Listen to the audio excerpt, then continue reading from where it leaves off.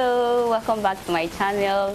My name is Faith and I'm your host. It's been a while since I posted a new video.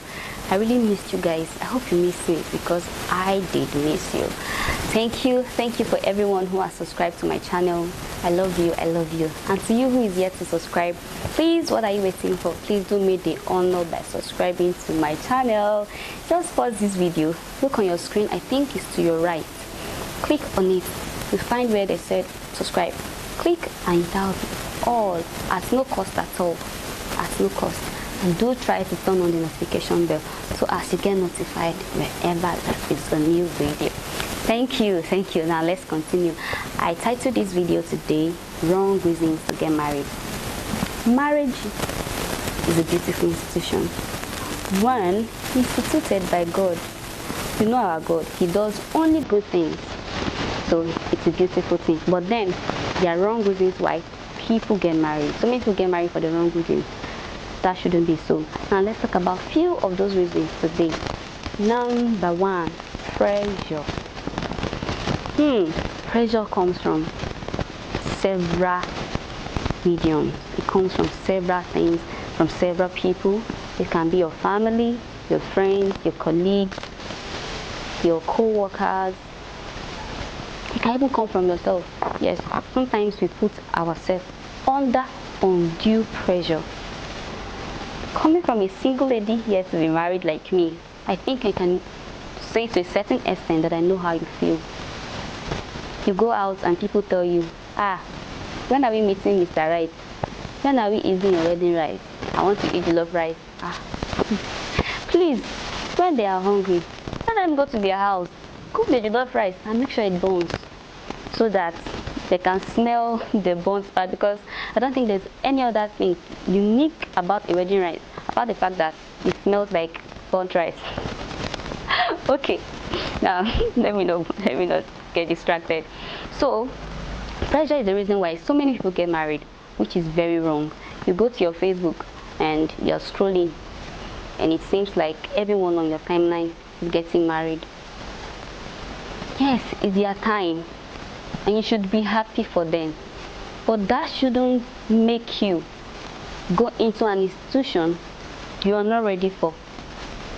Like my mom will always say, marriage is unlike food that you can taste. Okay, it's salty, I don't want. Oh, it's too watery, I don't want. Oh, it's peppery, I don't want. Marriage is not like that. It is a lifetime institution, except you are looking at divorce. That is not a funny thing to do. So therefore, let's avoid getting married because of pressure. Yes, it can be hard, but please pick yourself up. If you're bored, do something, distract yourself, but do not rush into marriage because you are being pressured.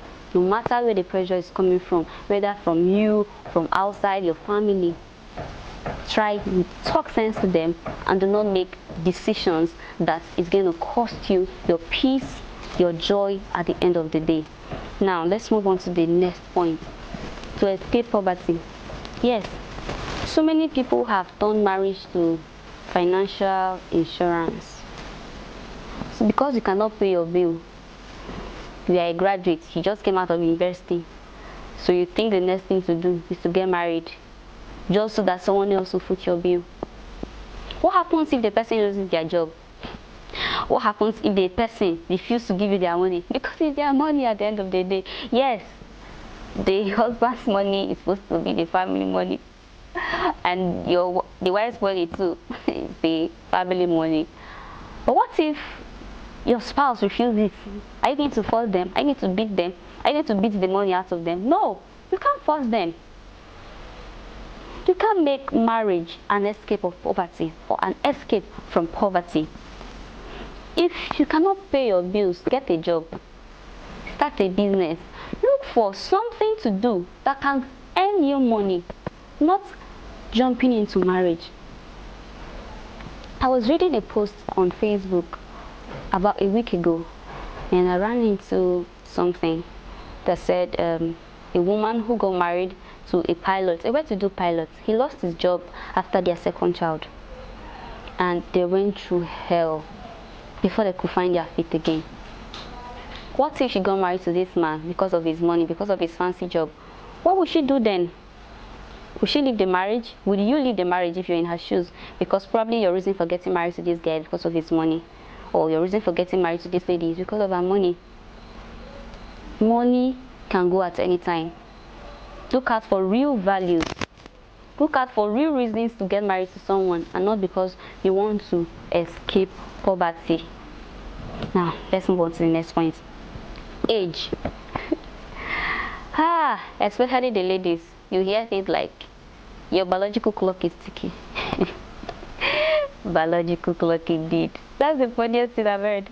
Okay, your biological clock is ticking. So, even if he's a madman, you should marry him because your biological clock is ticking. Even if he's... Please, in this 21st century, where there are several ways of having children, your biological clock should not be the reason why you should get married. You cannot bring children into the world to come and face the consequences of your decisions because you felt you were getting too old to make babies. Your age should not be the reason why you should get married. Your age is not enough reason to get married. Do not get married because of your age. Let's not dwell on that too much. Now, the next point is pregnancy. I can understand that you're trying not to put shame on your family, on yourself. You're supposed to abstain from sex until marriage, or somehow something happened and you got pregnant. Now you think the best thing to do is to enter into a marriage you're not ready for. That is very wrong. You're going to bring this child to the world, yes.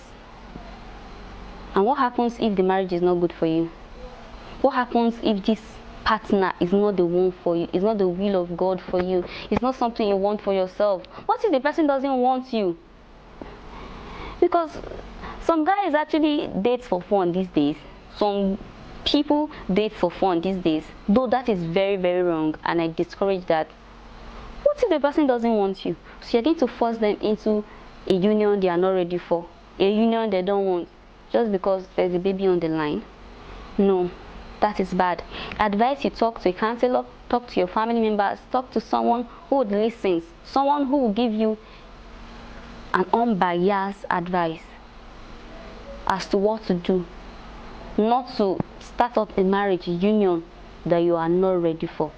Pregnancy is not enough reason to get married.